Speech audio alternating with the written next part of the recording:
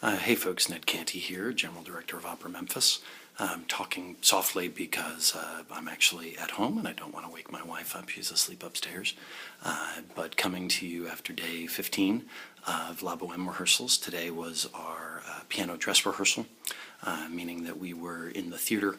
We had costumes, but we were working primarily with piano, well, only with piano, no orchestra.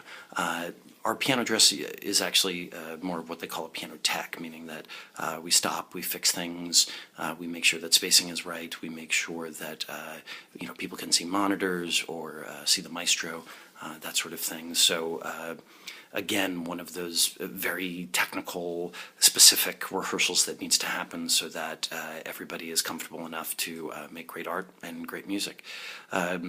The thing that I wanted to talk about, it's not even really a thing, but it's funny how your take on the piece, on a piece like this, can change. There are certain pieces like Così fan tutte, like La Boheme, pieces that are really about youth and growing up.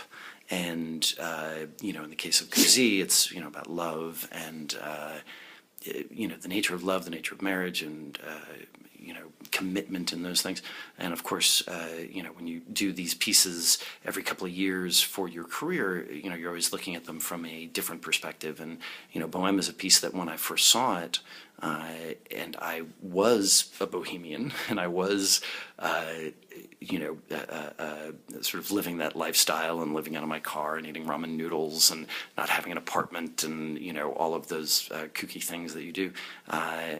Somehow, Boheme just didn't do it for me. I was a little too close to home, I think. I think there's also a great danger with Boheme of it feeling nostalgic, of it seeming like an older person looking back on what it was like to be young and sort of romanticizing it or making it a little too precious. There's there are many, many, many pitfalls in the piece that fall into that category. I think that in this particular production we've avoided a lot of them, but in trying to do so, a lot of it really is about uncovering some of the really poor choices that the Bohemians make, but also some of the ways in which they're stupid or short-sighted or even cruel. And not only to each other, they say and do horrible, horrible things. We don't always see them happen, but we do hear about the kinds of things that Rodolfo says to Mimi, and the things that Marcello and Musetta say to each other, while they're often played for laughs, are in fact incredibly specific and hurtful. For Musetta to call Marcello a house painter is probably the worst possible thing that she could say to him, especially when he's given up his dreams of art to live with her in Act 3. But I found it interesting as I get older, and I'm doing this piece again, that when we started working on the scene with Benoit and really started delving into this guy's character and psychology. He's somebody who says that he was timid as a young guy. He comes in, he's given these guys 3 months grace from what he says. In other words, they already owe him 3 months rent. He's here on the quarter day. Rent was paid in trimesters. He's here on the quarter day to pick up the rent again. And he's expecting a hard time, but he's trying to get it. It's his due. And Marcello shows him, hey, we've got the money. And he says, oh, wow, this is great. I mean, once he knows that they have it, usually when he comes, they say that they don't have any money. They can't give him anything. Well, he knows that they have it. He just saw it. They show it to him. And so he actually lets himself relax. And they butter him up, and they talk about how fantastic he is, and what a great ladies' man he is, all those things.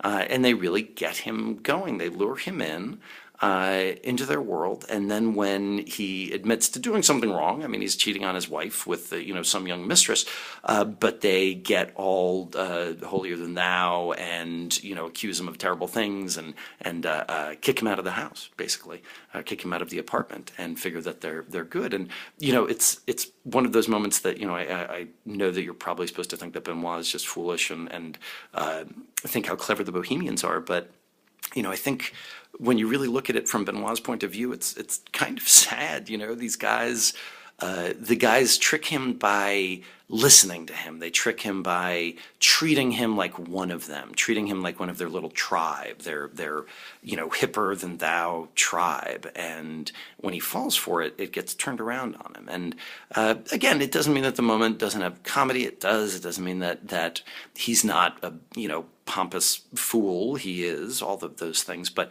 I think one of the things that really enriches any opera is making sure that you explore every possible point of view from every possible perspective.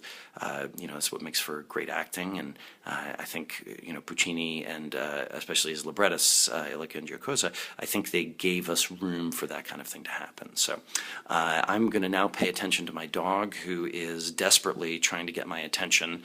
That's say hello, Stella.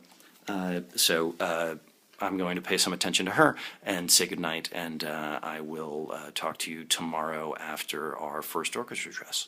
Thanks very much for listening, and talk to you soon.